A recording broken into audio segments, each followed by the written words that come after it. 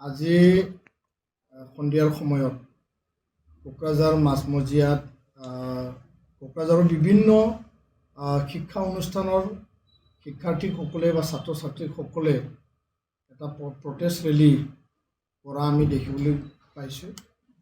আৰু যোৱাকালি পৰহিও বিভিন্ন শিক্ষা অনুষ্ঠানত প্ৰাংগণত বা গেটত প্ৰতিবাদ কৰা বৰ্তমান 6 জনগোষ্ঠী জনজাতিকৰণৰ ৰিকমেণ্ডেশ্যনৰ ওপৰত প্ৰতিবাদ কৰা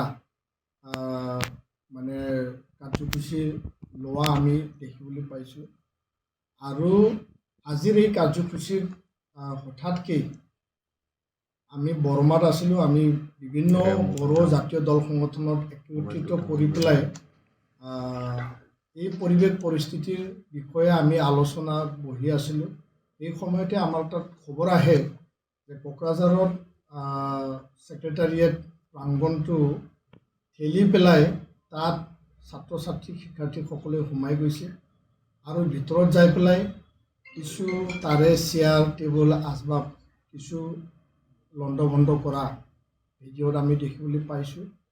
এই যি কথা, এই যি কাৰ্য বা এই পৰিস্থিতিটো আমি গভীৰ দুখ প্ৰকাশ কৰিছোঁ।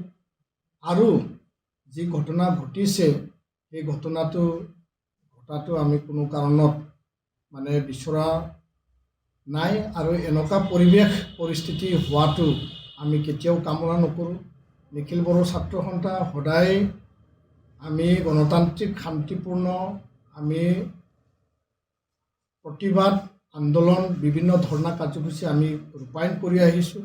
আৰু আমাৰ আদৰ্শটো হ'ল মহাত্মা গান্ধীৰ আদৰ্শ, বড়োফা উপেন্দ্ৰনাথ ব্ৰহ্মৰ আদৰ্শ, শান্তি আৰু সম্প্ৰীতিৰে লিভ এণ্ড লেট লিভ, জীয়াই থাকিবলৈ দিয়ক, এই পন্থাৰে আমি সদায় আগবাঢ়িছোঁ।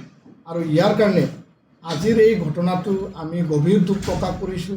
আৰু শিক্ষাৰ্থীসকলক ছাত্ৰ ছাত্ৰীসকলে আমি আমাৰ তথ্যত যি পাইছোঁ বিভিন্ন শিক্ষা অনুষ্ঠানৰ পৰা তেওঁলোকে নিজে ওলাই আহিছে, তাত কোনো লিডাৰ নাছিল।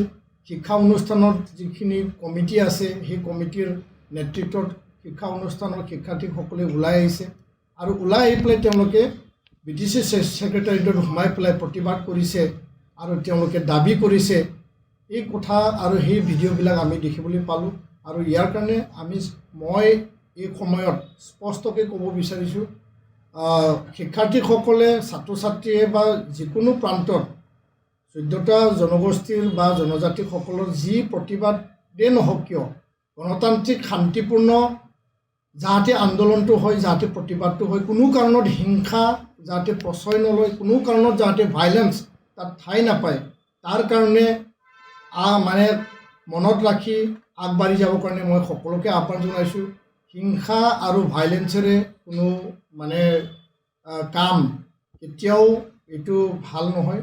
আৰু অহিংসৰ আন্দোলনেৰে আৰু শান্তিপূৰ্ণৰে আমাৰ প্ৰতিবাদ, আমাৰ দাবী, আমাৰ যি অধিকাৰৰ কথা, এই অধিকাৰৰ কথাটো সকলোৱে মাতক, সেইটোকে মই স্পষ্টকৈ আহ্বান জনাইছোঁ। আৰু কোকৰাঝাৰৰ সেই ঘটনাক আমি দুখ প্ৰকাশ কৰিছোঁ। আৰু যাতে পুনৰাই তেনেকুৱা কোনো ভাইলেঞ্চ কোনো প্ৰান্তত যাতে নহয়, প্ৰতিবাদ কৰিবই, মানুহে প্ৰতিবাদ হ'বই, সকলোৰে আৱেগ অনুভূতি আছে, সেই কথাটো নিজে প্ৰকাশ কৰিব। কিন্তু প্ৰতিবাদৰ নামত ভাইলেঞ্চ হোৱা, প্ৰতিবাদৰ নামত কিবা আচবাব লণ্ডভণ্ড কৰা, এইটো কেতিয়াও হ'ব নালাগে।